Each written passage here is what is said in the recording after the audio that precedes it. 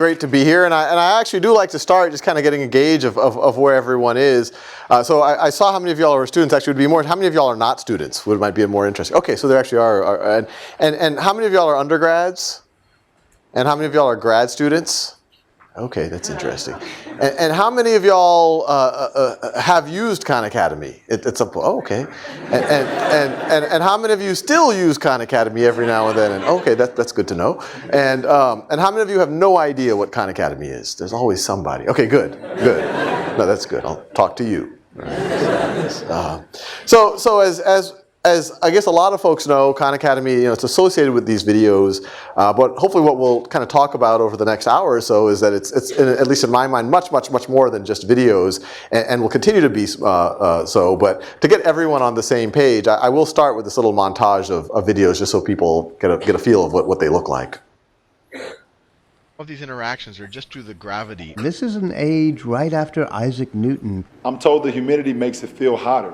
Why is this? Excellent question, LeBron. And you can see the pleasure he had. Can you determine which light bulb is being switched? Things actually can interbreed, although for these two in particular, it seems like the mechanics would get kind of difficult. I can keep playing around with these numbers and see what kind of colors I can come up with.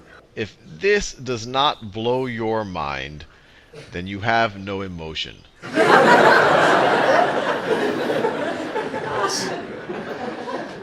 Let me back up. Whoops. So those are the videos, but as I mentioned, it's much more than just videos.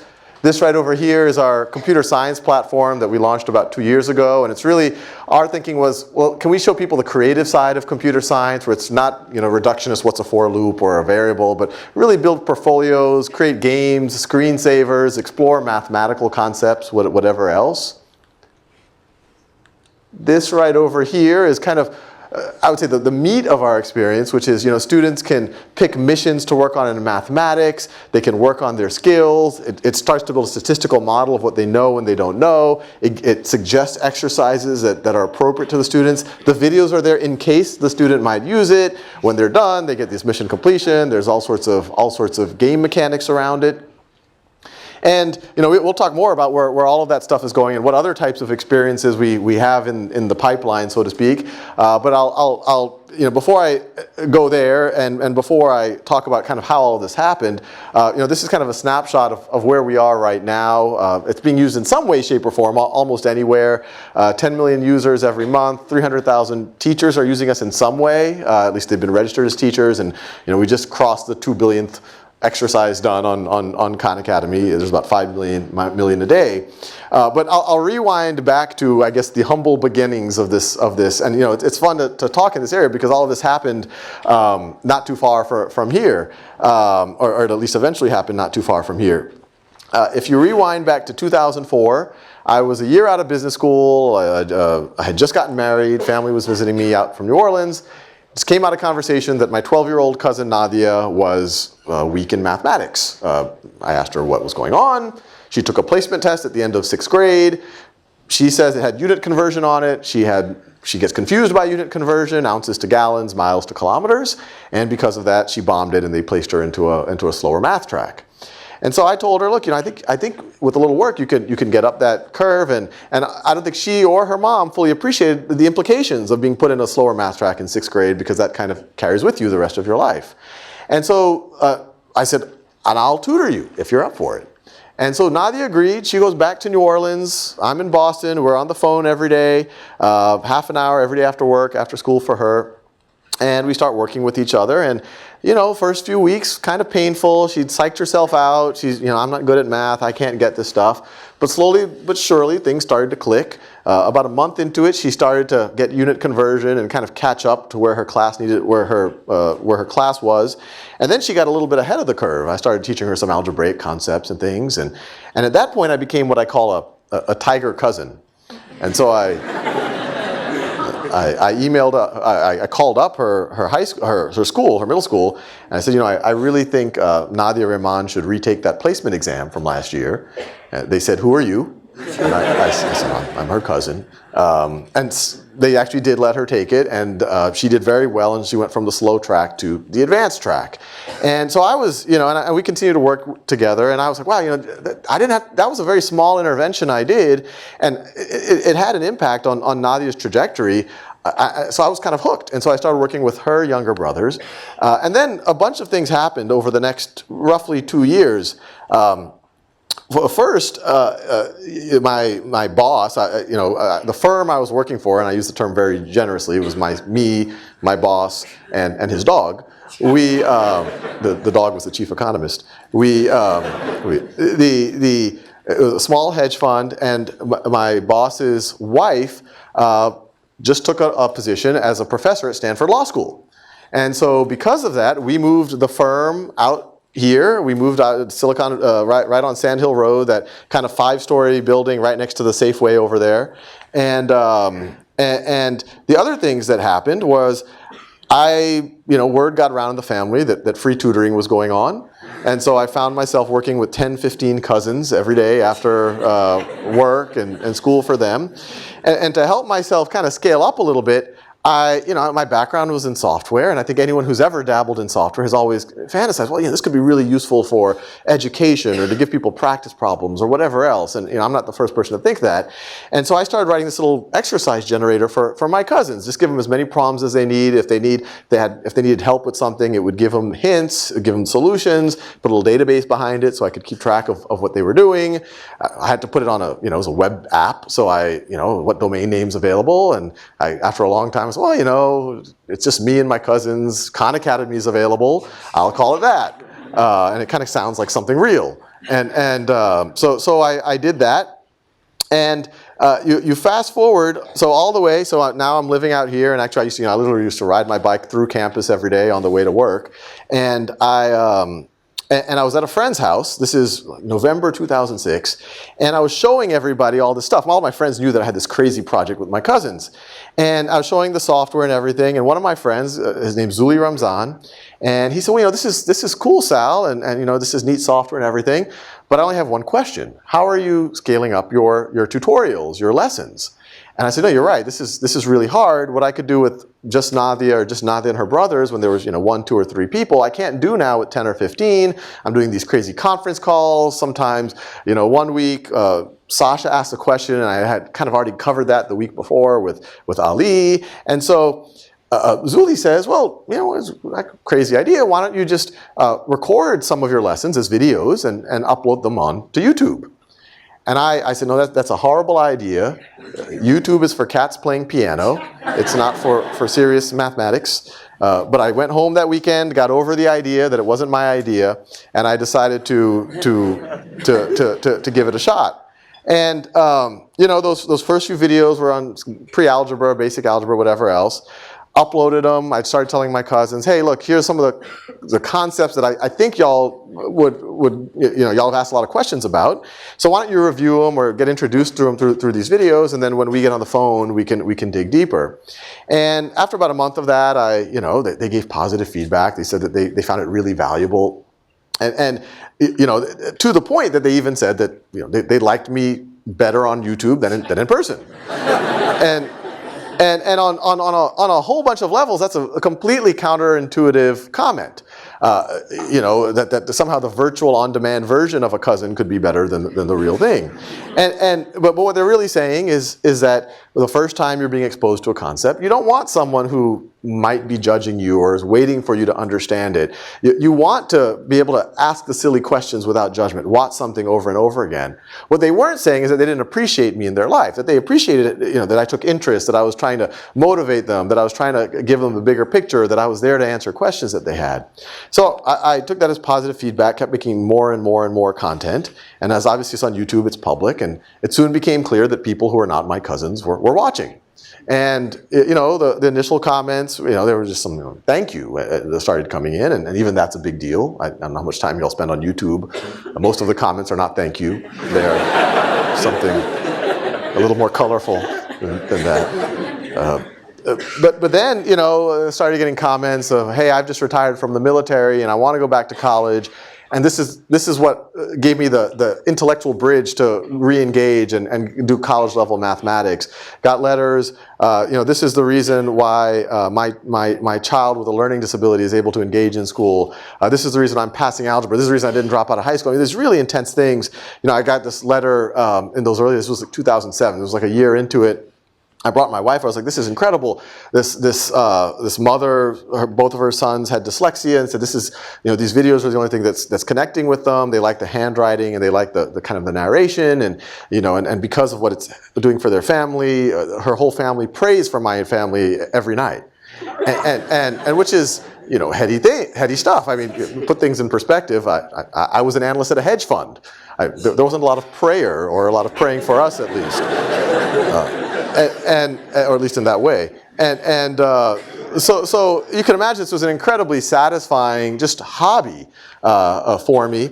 But then you fast forward, obviously the traffic keeps growing and growing and growing, and the videos kind of take a life of their own. They were initially there as kind of this supplemental thing for my cousins, a thing to complement this software thing that I was working on, and I was still working on the software, but the videos started taking more and more of my time. But you go to 2008, at that point there were probably several tens of thousands of people using the videos every month. At that point I still didn't think this was what I was going to do for my life. I actually liked my career, kind of being an investment manager, analyst, whatever you want to call it. But I did set it up as a not-for-profit at that point, thinking, oh, well, maybe I could get some donors and maybe we can get enough funding to hire a small team to start working on this in a more substantive way, maybe working on the software part of it. But then by 2009, at this point, now we had on the order of about 100,000 people who were using the site every month.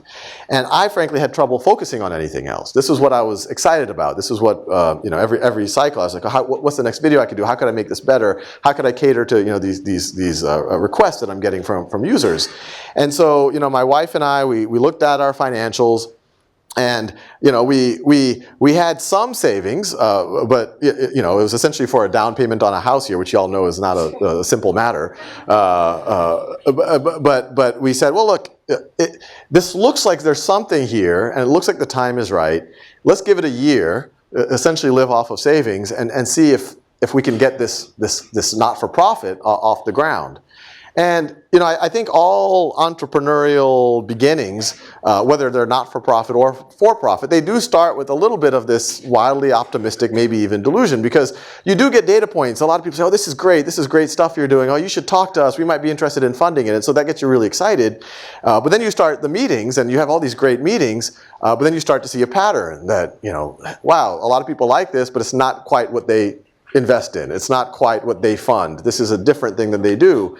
And that kept happening for the next several months. And as you go into the spring of 2010, I started to get worried. We were digging, my son had just been born. We were digging into we had to move into a house because, with higher rent. We were digging into our savings, about $5,000 a month.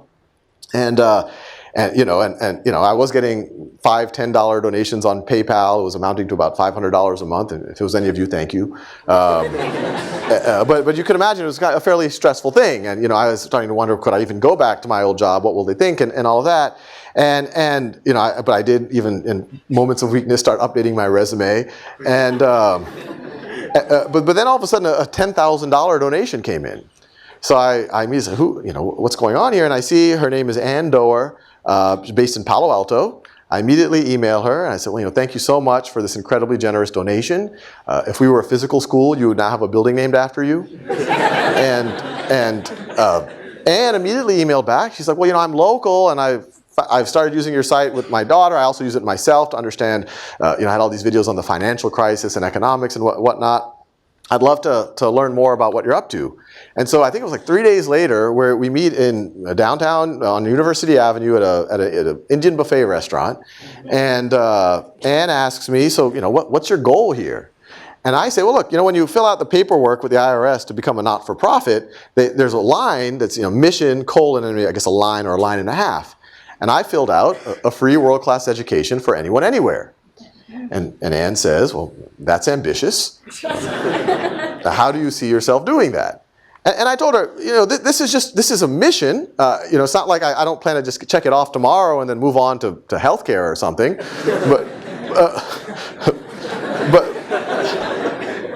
But but I think we can make a lot of progress. I showed her screenshots of the software. I said, in my mind, it's not just about videos. We obviously could do a lot of videos. We could translate the videos, but it's more than that. We have to create interactive experiences, ways for students to get feedback, ways for students to connect with each other, ways for students to work on projects. Kind of, I only dreamt about the computer science stuff at that time. Ways for them to tutor each other. And Anne says, well, somewhat surprisingly, you've made a lot of progress here. I only have one question. How are you supporting yourself? And in as proud of a way as possible, I said, I'm not. and Anne kind of processed that, and we part ways. And 10 minutes later, I'm coming into my driveway in Mountain View, and I get a text message from Anne. And it says, you really need to be supporting yourself. I've just wired you $100,000. So that was a good day.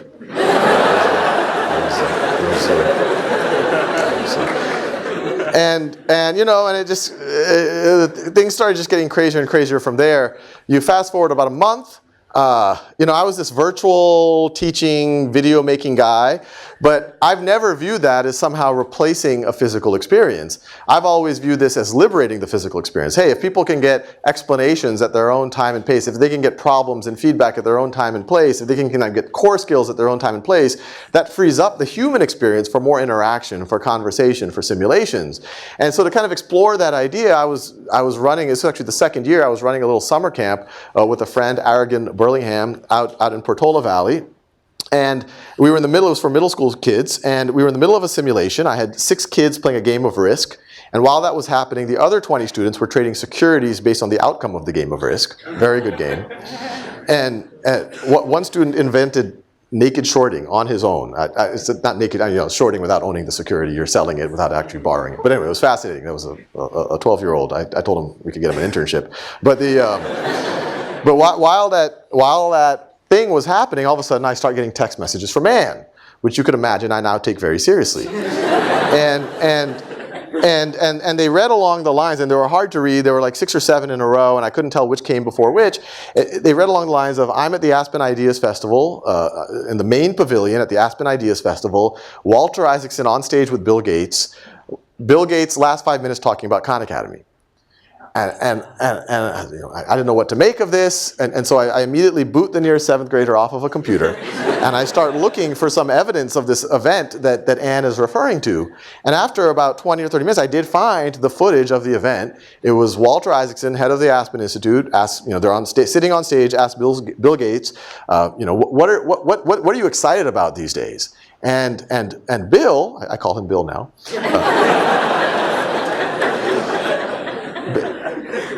Bill just starts, says, there's this new site called Khan Academy. I use it with my kids. I use it myself. And he goes on and on and on and on. And it was clear he'd spent a lot of time on the site.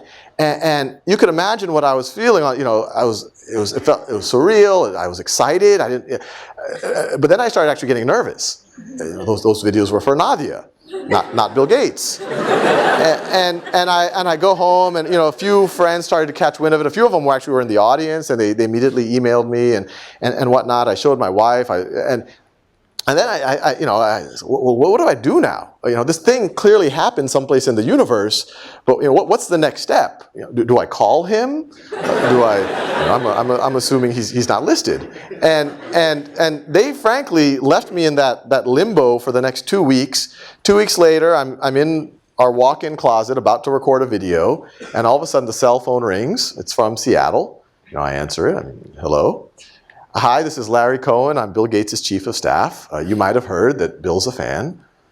Yeah, I heard that. If you're free in the next few weeks, we'd love to fly you up to Seattle and learn more about what you're doing and see if there's ways that we could work together or possibly support you. And I was looking at my calendar for the month, completely blank. So I said, yeah, maybe on Wednesday I got to cut my nails and do some laundry, but I think I could meet with Bill Gates.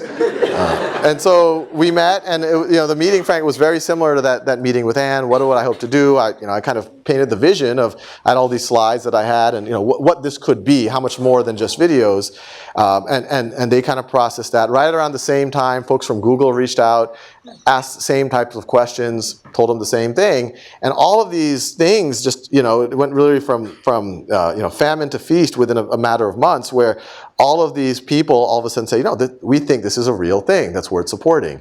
And so in October of 2010, Gates Foundation and Google gave the first initial funding, and since then there's been many other great supporters to kind of build the real vision of a free world-class education for anyone, anywhere. And what we kind of focused on in the beginning was the extension of that software that I started working on with my cousins. And this right over here is kind of a zoomed out version of our knowledge map. And the knowledge map is no longer our primary navigation interface, but I like to show it just because at least it's a conceptual depiction or a visual depiction of how we think about at least math. You saw in the videos, the site goes well beyond math. It sounds like a lot of y'all have experienced Khan Academy well beyond math, but math is still where we've invested the most. And the general idea is each of those circles are a concept in math. At the top are basic arithmetic, and as students show mastery, it moves them down that graph, that map. And on a lot of levels, that's common sense. That's how a video game works. You beat level 1, and then you go to level 2. It's the way a martial art would work. You practice the white belt, and then once you master the white belt exam, then you become a yellow belt. It's the way practicing a musical instrument would work. But we always point out that's not the way that a traditional academic model works.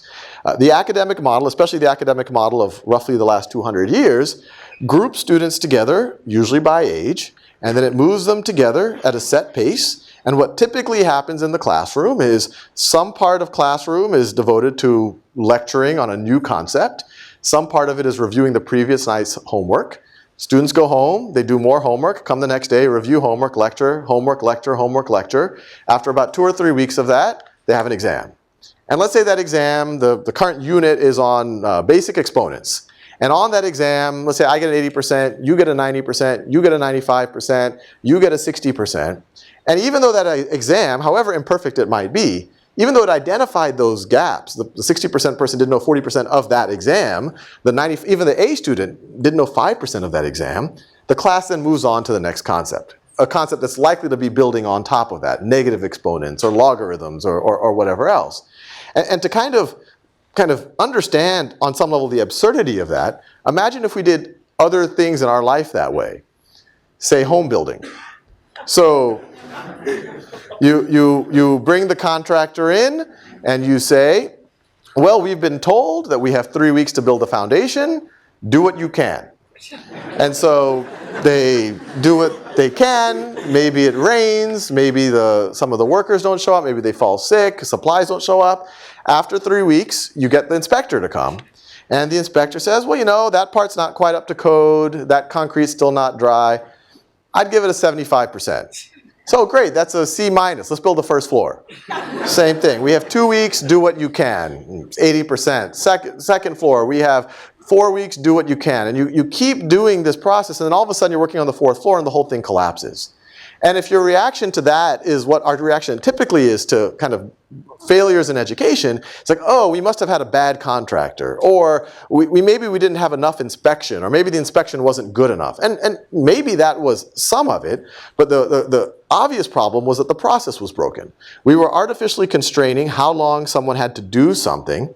Then we went through the trouble of doing an inspection, of assessing the current state of things, but when we identified gaps, we just ignored them, and then we built on top of those gaps. And then we're surprised when all of a sudden we have a kind of a failure of the entire system. And so what we believe in is, instead of holding fixed when and how long you have to learn something, and the variable is how well you learn it, A, B, C, D, F, should be the other way around. What's variable is how long and when you have to learn something, and what's fixed is that you should get to a high level of at least proficiency and preferably mastery. This right over here, right when we got out of the gate, it was kind of surprising to me, but it was always the dream to be used in schools, and some schools reached out to us, especially locally in Los Altos, and they said, how could you imagine this being used in a real classroom? And we said, well, we don't think the lecture should be the focal point of the classroom anymore. We don't think, and if lecture isn't the focal point of the classroom anymore, you don't have to move everyone together at the same pace. You don't have to separate the strong from the weak students anymore. Instead, students can learn at their own pace, watching videos if they need to, doing exercises, getting feedback, and the classroom should be a place for interaction. And we can arm teachers with dashboards like this, and this is just one of 50 ways that teachers can look at the information. And you can use this to facilitate kind of peer-to-peer learning, where a teacher can say, okay, look, it looks like James is having trouble with solid geometry.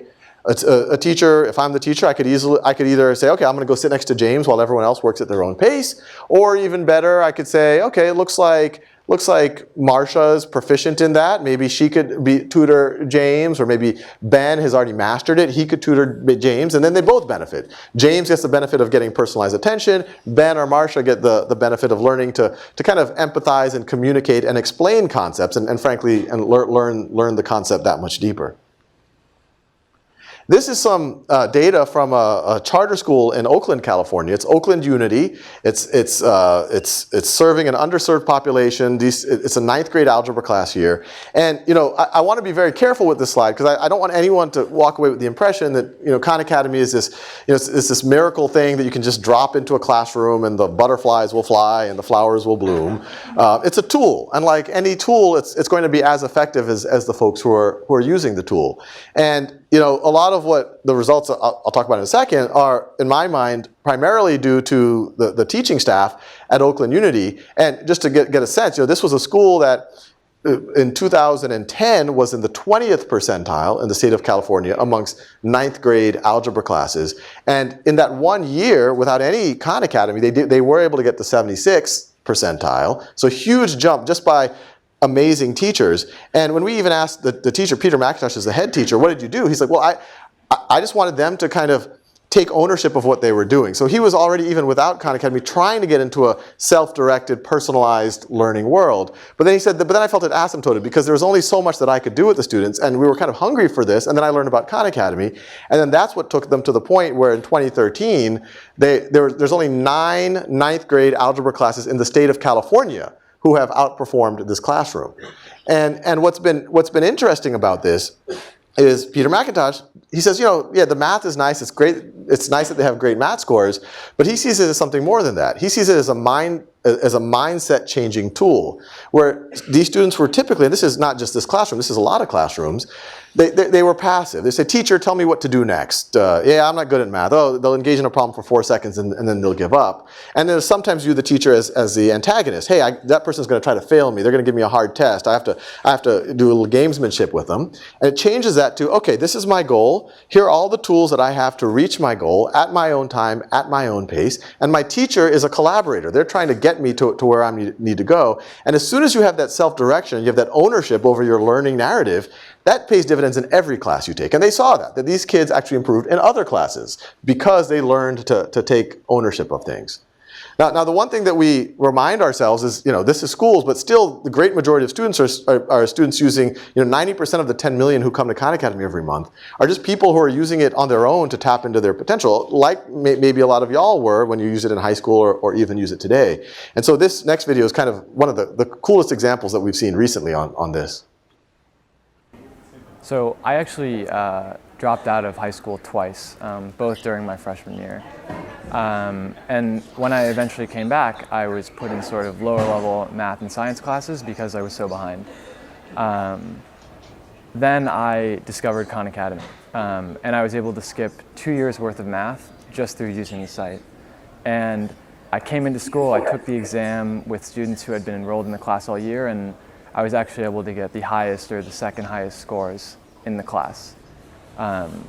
So for me, Khan Academy really changed the trajectory of my entire life, because without it, I don't think I ever really would have been inspired to learn and to love math and to love science.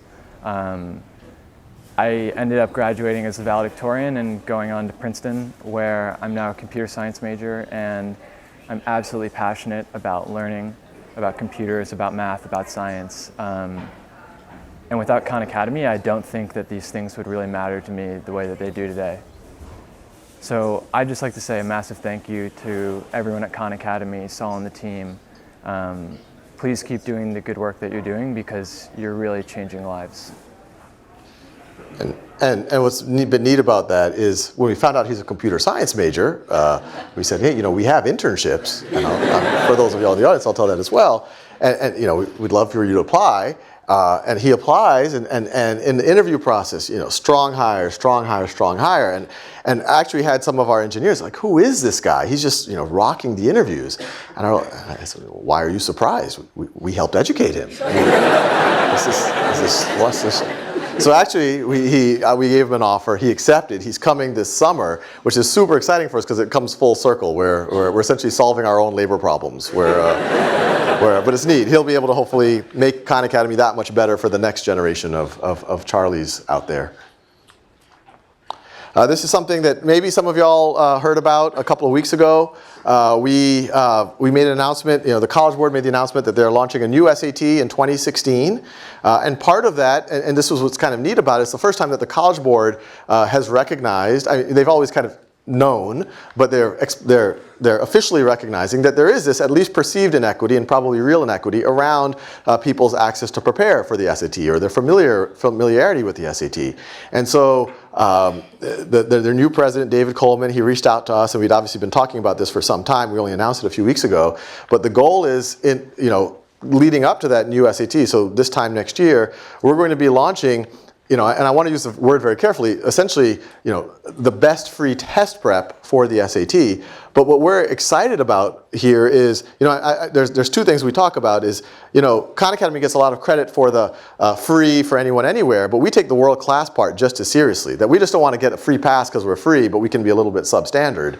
For us, it's about being world class, that we want to be the best tool that just happens to be free. But above and beyond that, the reason why they really wanted to work with us is that they appreciate that we are not about, hey, you have the SAT tomorrow, here's 10 test-taking strategies to kind of slightly optimize your score. That we are really about learning, that we're about taking someone from one knowledge state, and with enough perseverance and effort, they can get to another knowledge state. And maybe on top of that, they can polish and get familiar with the tests and some strategies and whatever else. So our real goal is to, and that's why I use the word test prep very carefully. This isn't going to be, what you normally associate as kind of something superficial. This will be a very rich tool, heavy on analytics, where students can go, get as much practice as they need. It understands where they are, understands what they need to work on, and so that they can really kind of put their best foot forward when they show up for a fairly high stakes examination. Everything I've talked about so far has been kind of the English-speaking world, the developed world, but as you can imagine, some of what we're talking about could have even larger implications in the rest of the world. And this isn't something that I personally spent a lot of cycles thinking about. I was just working on whatever I thought was interesting next, or working with schools in the US and whatever else. But we had other NGOs and groups taking our stuff offline, online, and taking them to all over the planet. This actually had started as early as 2007. And all of these are actual pictures of Khan Academy being used. And all of these are fairly exciting stories in their own right. But probably the most exciting one, at least on this screen, is the one in the top right. I used to say talks like this, who knows, maybe one day this will be used in Mongolia, just imagining that's kind of the furthest place. And then I get a letter from the young woman in the top right from Mongolia. And it's actually kind of similar to Charlie's, where she had some text and she said, and she had a link to a YouTube video. I clicked on the video, and it was similar to Charlie's. Thank you, I'm enjoying this. This has really helped me enjoy math, whatever else. And my initial impression was, oh, that's great. But she spoke English quite well. She clearly had access to the site, clearly had access to YouTube. So I immediately assumed that she must be middle class or upper middle class. But then I read the text of the email, and it turned out that there were a group of volunteers from Cisco who were using their vacation time to go to Mongolia and set up computer labs with broadband in orphanages. And so what you see in the top right there, those are girls in the orphanage using Khan Academy, and Zaya was one of those orphans. And that by itself was, kind of this science fiction epic thing to even process for us. But then on top of that, Zaya has since been one of our top contributors in the Mongolian language in terms of actually once again, like Charlie, contributing and giving back to the resource that hopefully helped her. And kind of in line with this, how do we reach more people on the planet? We've been working on internationalization effort, especially intensely this last year and a half or so. And once again, it's not just about translating videos, that's definitely part of it, but it's about translating the entire experience. And the first full experience we launched was Spanish this past fall, where everything I showed, the computer science, the exercises, the teacher dashboards, and the videos are fully translated. And what's really neat, and this was kind of a side effect, we actually didn't design for this, but it just happened, you could actually have a classroom where you have 5 students who, because they might be weak in English, they can operate on the same mathematics, the same standards in Spanish, and then the teacher could get the dashboard in either English or Spanish. So it's kind of a neat way of, your English shouldn't be your barrier to necessarily progressing in mathematics. So it's something we're pretty excited about. But to get a sense of what this all looks like in other languages, I'll show this next montage. Me comí 2 quartos de pizza. L'hypoténuse commune, ok. 7, 13, 15. और मैं इस हाथ से इस block को धकेलने की कोशिश कर रहा हूँ इस डायरेक्शन में. توجد قطعتين من معدن النحاس والزنك. P R به توان 2 ضرب داره. הגיעה הנקודה שבה שוק הסיום של הזווית חותכת את מעגל היחידה. Ili muweze kuelewa na kuweza. Into yokuqala kufuneka siyazi kukuba kubani 16 bölü 16 1'e eşittir. Muitas e muitas outras coisas importantes. I'm Zaya from Mongolia.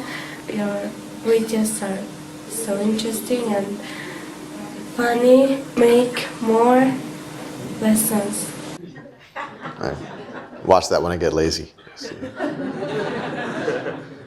So these are just more pictures of Khan Academy being used all over the planet. These are just people like emailing this stuff to us, and we just get excited about it. And the one thing that I tell everyone I talk to, I tell this to the team at Khan Academy. I remind them on a regular basis. I tell this to our supporters, to our volunteers, and I want to emphasize it's way more than just me now. We have 60 full-time employees. We've had nearly 100 teachers who have helped us write content, not just teachers, professors, grad students helping us write content. We've had 14,000 people help us subtitle videos or work on the translation project in some way.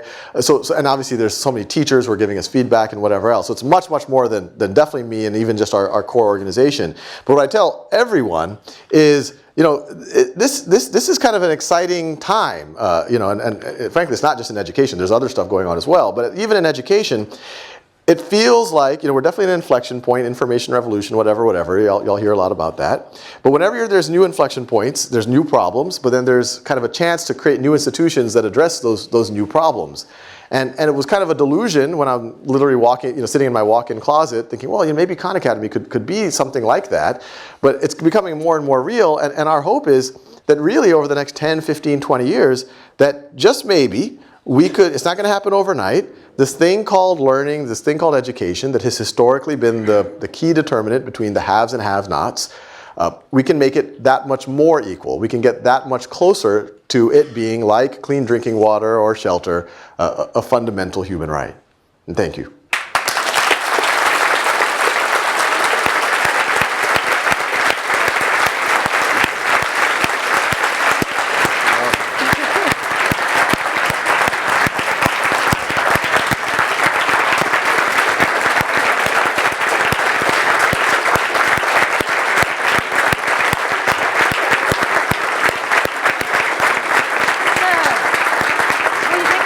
We'll take questions. Just so you know, I planted those first 4 people just so that you guys, I want to see how independently you think.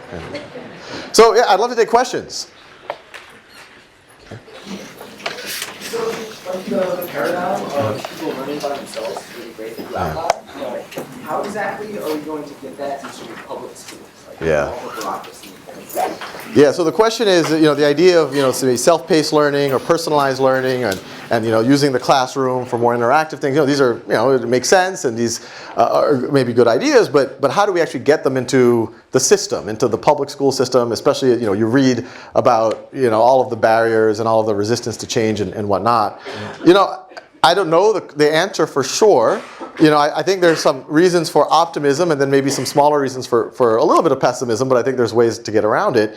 The optimism, Los Altos, which was the very first district to reach out, frankly, before we even thought about seriously that a district would even want to do this, they're a public school district. Obviously, they're in kind of a special place in Silicon Valley, and they're driven to a large degree by the parents who really want to see innovation happen for their students. But they have a very forward-thinking school board and superintendent and teachers, and at least showed us that a lot of these, but a lot of the people people often point the finger at, oh, unions. If you have unions, you're not going to be able to do anything, whatever. They have all of those things, but they were able to move fast and they were able to experiment. So, to me, the big lesson was where there was a genuine will and a genuine desire, at least in a school district like Los Altos, which is smaller and doesn't have all of the issues as some of the larger school districts have. They were able to move. Now, with that said, there was definitely a difference between when we started with 4 classrooms and 5 classrooms, and you had your 4 or 5 teachers who were just early adopters. They got it before we even showed up, and kind of like Peter McIntosh at Oakland Unity, and it was like it was a great experience. But then when we went district wide, we started to see a little bit more of the reality that and once again, this isn't about good teacher, bad teacher. It's just about what if you're a teacher, what do you imagine the role of a teacher to be? And I think a lot of educators view their job as to cover the material, to at least if I've covered it, maybe I've done my job. I can go home and I can sleep properly. It takes a huge leap of faith if you're a 9th grade algebra teacher and little Jimmy is really that he doesn't even know how to divide decimals, but it takes a huge leap of faith to let him work on that, knowing that if he builds that strong foundation, later on algebra is going to be that much more intuitive for him. Instead, your impulse, well, let me just at least cover the algebra and let him learn to pattern match it a little bit so he can kind of pretend to answer the question, so I've done my job. So our takeaway is a lot of, the classroom penetration has been far faster than we would have expected. At the same time, the full implementation is not as much as we would have expected. And so what we're trying to do now, instead of trying to go into District A or District B or School A or School B and say, hey, let's see if we can change together. We're now going the other way, where we're looking at the universe of people using us. Our first pass is just looking at the data, like who's using us in a substantive way. Then when we see that, we keep filtering it down to like, oh, these people are interesting. Let's visit them. Let's see how they're using it. And when we start to identify this handful of people who are getting it, frankly, they're getting it better than I would have gotten it. They're really pushing the envelope. Let's understand how they did it. And some of these people are in public school systems. Some of them are in charter schools. Some of them are in private schools. What did the teacher have to do to kind of let the system let them do it? But then what are their practices? And so we're in the midst of that part of it, where we're trying to understand what they're doing, document it, and then share it with other teachers, and then also helping them to push their boundaries further, where they've been able to do that much, but maybe if we help them and we recognize them, their school or their district will let them go even further. So it's an open question. My general sense, and very few people view education this way, but education is it's fundamentally aspirational. It's all about everyone's always looking like, okay, what's the institution that's better? What's the neighborhood that's incrementally better than mine? What are they doing? And I want to emulate them. And you see that throughout, AP tests. AP test is actually an example of a systemic change that happened without, government intervention. It happened because in the 60s, I think, or maybe 70s, Phillips Andover decided that, hey, our students in calculus or chemistry or physics, this is a university level course. We should get, our students should get credit for this. And so they started working with an association of colleges, and they started to get credit for it. And then you could imagine some others said, wait, our students are just as good. We're just as good of a school. We're also going to do this. And then over the next 30 or 40 years, we're now at the point where there's very few high schools in the country that kind of, even aspire to be half decent, don't offer AP courses. And so in our mind is if we can either highlight or help catalyze even a handful of, exemplar, look at what they're doing. And it isn't just good to watch, but look at their data, look at the outcomes, both objective and subjective. Look at their students. They're healthier and they're able to do things that you wouldn't have expected the students to be able to do. I think you're going to have kind of an aspirational effect. Now, once again, it's not going to happen overnight, but I think it will happen over time. I think we got lucky where we fell into Los Altos. Most school reform, people go where it's most broken, where there's 20 variables that are really hard to fix. And even when they do fix it, they do these Herculean efforts. Then the next district says, well, if this is such a good system, how come they're not doing it in Palo Alto? How come they're not doing it in Atherton? And what was interesting about this Los Altos experiment is, as soon as we did in Los Altos, all of a sudden Palo Alto wanted to talk to us. All of a sudden Atherton wanted to talk to us. All of a sudden the private schools wanted to talk to us. And the schools that were facing much more difficult hurdles in the inner city wanted to talk to us. So it kind of helped us understand this dynamic of, if we can create some exemplars, I think we can start to have cracks form and people start moving in the right direction. Yeah. How do you think this will translate into the university setting? Specifically how Khan Academy provides education, but universities provide both education and certification. Yes. And so how will this translate in the university setting? And Khan Academy is kind of focused on, I'll phrase it, you said education. I would say, education is made up of learning, credentialing, and socialization. And right now, most of what we're doing is the learning side of things, while university is kind of all three of those things. And I think there's a bunch of, in my book, The One World Schoolhouse, the last third of it, there's a chapter on what would a university, the idealized university of the future look like. And, in my mind, so one, I'll think about it from, as at Khan Academy, we're always hiring. We look at some of y'all's resumes. And what always impresses us, if I see Stanford on your resume, I was like, oh, that's impressive because I know how hard it is to get into Stanford.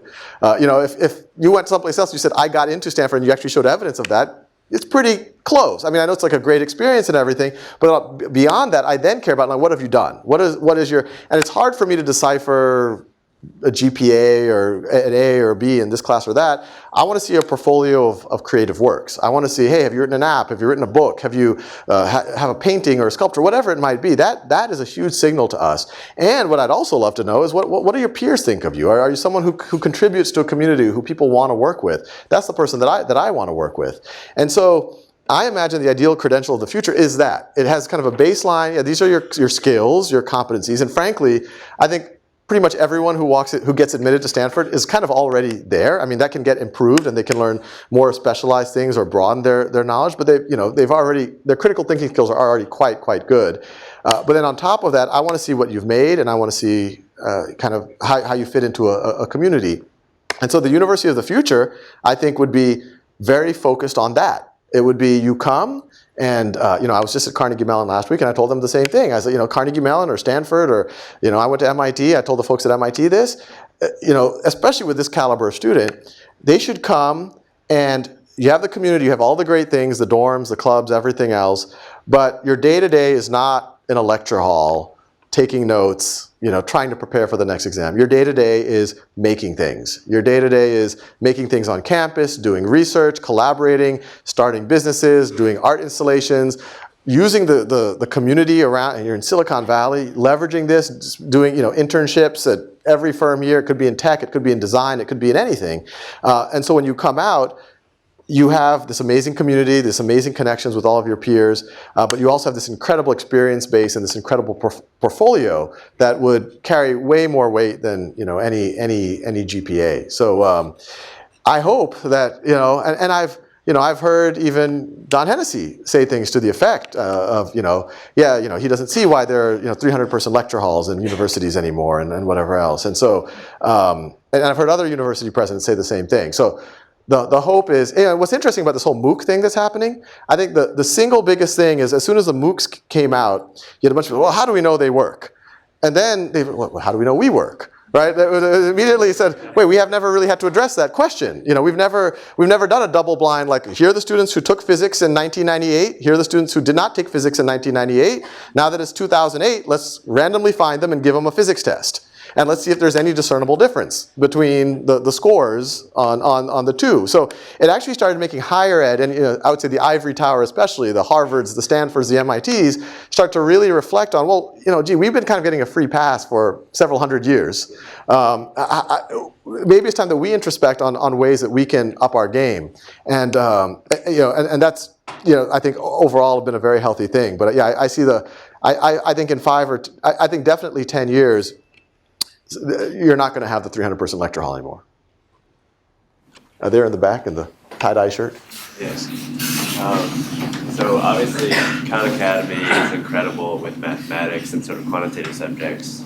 how are you going to transition into more creative things? Like, it looks like you did a lot of really awesome stuff in computer science, but what about teaching someone to understand Shakespeare or write a paper or deliver a speech or paint or something like that? Yeah, no, good question. So, right now, at least in the math stuff, we've handled a lot of the kind of the core traditional math skills. But even there, I would say we haven't gone into the creative part of math. We're not telling students, hey, create a novel proof. How are we going to measure whether they did that and things like that.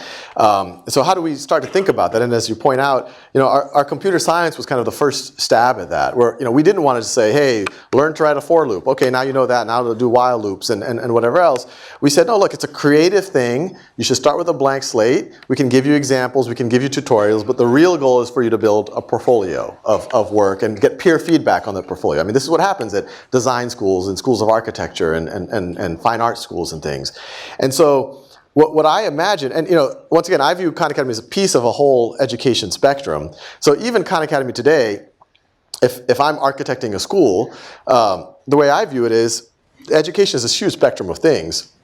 At this end is kind of the most. At this end is the most kind of rote. Your multiplication tables and spelling and whatever else. And then as you maybe just go more and more in this direction, it's more and more open-ended, more and more creative, more and more opportunities to succeed and fail.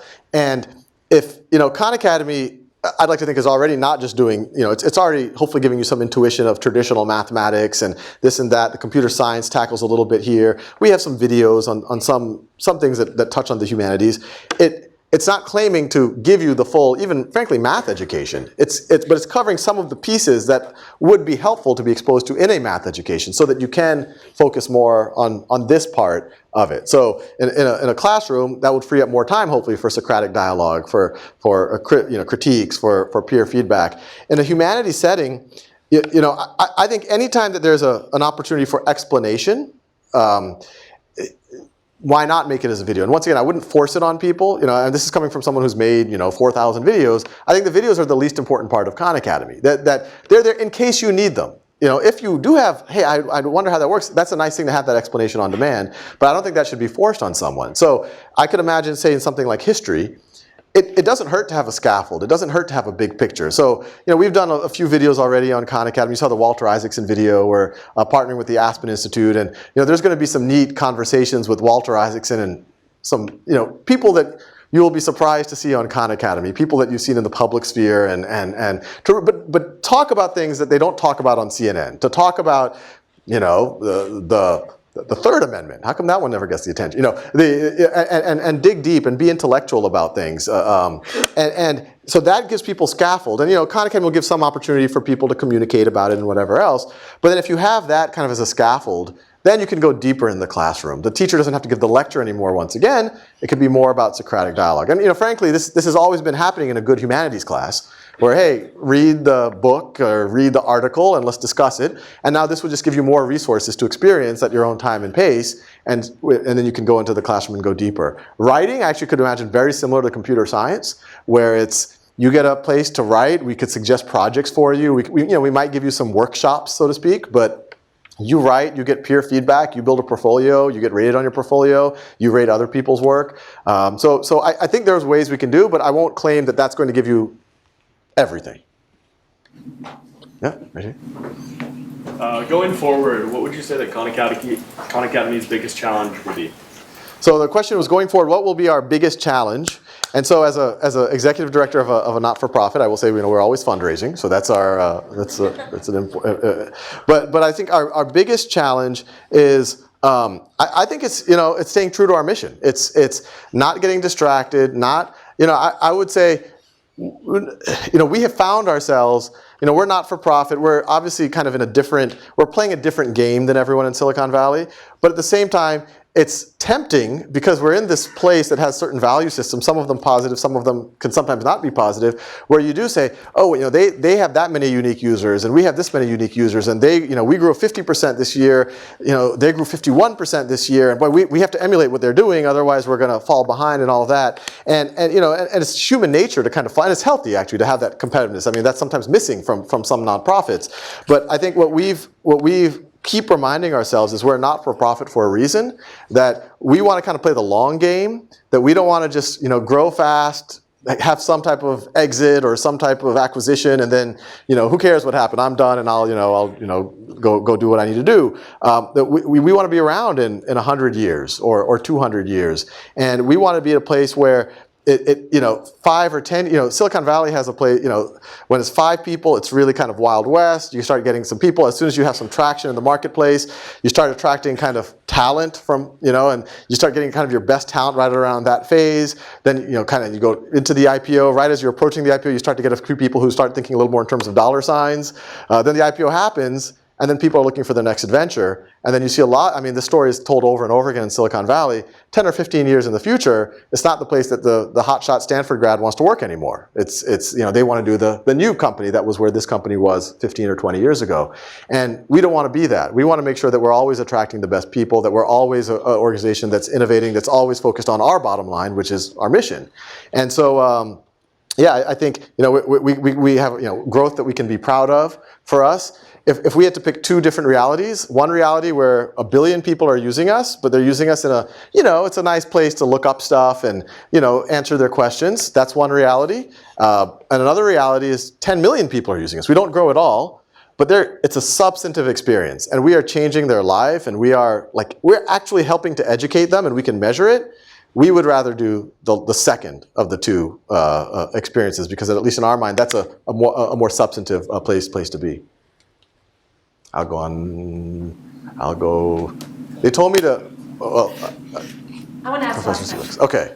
I understand that you were thinking of actually starting a school. Can you tell us a little bit about that? Yes.